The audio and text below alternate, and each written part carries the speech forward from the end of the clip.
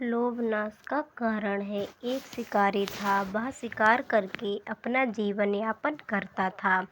उसने कई दिनों से शिकार नहीं किया था। एक दिन उसका मन हिरण का मांस खाने का हुआ। दूसरे ही दिन वह हिरण का शिकार करने जंगल चला गया। जंगल में उसे एक सूअर दिखलाई दिया। शिकारी ने सोचा, अच्छा हट्टा खट्टा शिकार मिला है, इसी सूअर का शिकार कर लेता हूँ। इसका कुछ मांस मैं खा लूँगा और बाकी बाजार में बेच दूँगा, जिससे मुझे बहुत अधिक पैसा मिलेगा। उसने अपने धनुष पर तीर चढ़ाया ही था कि पास में ही उसे एक हिरण घास चरते हुए दिखा। शिकारी ने सोचा, इस सूअर का शिकार मैं बाद में भी कर सकता हूँ। अगर इस हिरण ने मेरी आवाज़ सुन ली तो यह भाग जाएगा और मैं इसका शिकार नहीं कर पाऊँगा। यह सोचकर शिकारी ने हिरण पर तीर चला दिया। निशाना चूक था। तीर सीधा हिरण को लगा और उसने कुछ ही पलों में अपने प्राण त्याग दिए। शिकारी हिरण को मारकर बहुत खुश हो रहा था। उसके मन में लालच आ गया कि हिरण के साथ अब सूअर का भी शिकार करता हूँ, इससे मुझे 2 गुनी आमदनी होगी। इस तरह का विचार कर शिकारी सूअर की तलाश करने लगा। उससे पास में ही सूअर दिख गया। शिकारी ने सूअर पर निशाना साधकर तीर चला दिया। तीर इस बार भी सीधा शिकार को लगा। सूअर बहुत ही मट्ठर प्रजाति का जीव होता है। तीर लगने पर सूअर ने सोच लिया कि वह मरने के पहले उसे मारने वाले शिकारी को मार देगा। सूअर के शरीर से खून बह रहा था, फिर भी वह शिकारी की तरफ मुड़ा और उस पर टूट पड़ा। कुछ ही पलों में शिकारी और सूअर दोनों की मृत्यु हो गई। जो शिकारी सैकड़ों जीवों का शिकार कर चुका था, आज एक शिकार के हाथों उसकी हत्या कर दी गई।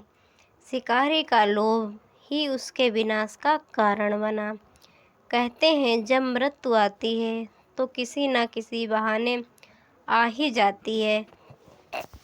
जब सूअर शिकारी पर हमला कर रहा था, तब पास के एक पेड़ के नीचे एक सांप अपने बिल से बाहर निकलकर यह सब देख रहा था।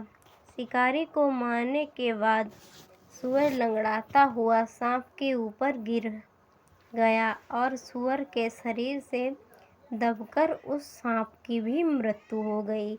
इस प्रकार उस छोटे से स्थान पर हिरण, शिकारी, सूअर और सांप के 400 पड़े हुए थे।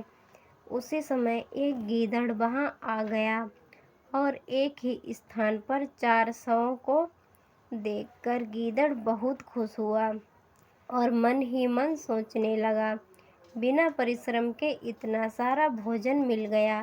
अवश्य ही ईश्वर मुझ पर मेहरबान है, तभी तो मेरे लिए इतने सारे भोजन की व्यवस्था कर दी है।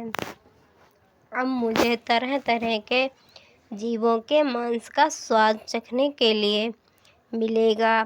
अब तो मेरे कई दिन सुखपूर्वक इन जीवों के मृत शरीर को खाकर बीत जाएंगे। गीदड़ को समझ नहीं आ रहा था वो पहले किसे खाए। कभी तो वह शिकारी का मांस खाना चाहता, तो कभी हिरण का, तो कभी सूअर का। फिर उसने निश्चय किया कि पहले शिकारी का मांस खाया जाए। उसने कभी इंसान का मांस नहीं खाया था, नहीं था। इसके बाद हिरण, उसके बाद सांप और अंत में सूअर का मांस खाएगा। इस तरह उसका 1 माह बीत जाएगा। शिकारी के धनुष को देखकर गीदड़ उत्सुकतावश धनुष के पास गया। धनुष की डोरी चमड़े की थी। गीदड़ चमड़े को चबाने प्रयास करने लगा। गीदड़ के चबाने से डोरी कमजोर हो गई और टूट गई। डोरी के टूटने से धनुष का एक सिरा बड़ी तेजी से उसके माथे को भेदकर बाहर आ गया, मानो माथे से शिकर निकल आई हो। इस तरह गीदड़ का लोभ उसके नाश का कारण बन गया। धन्यवाद।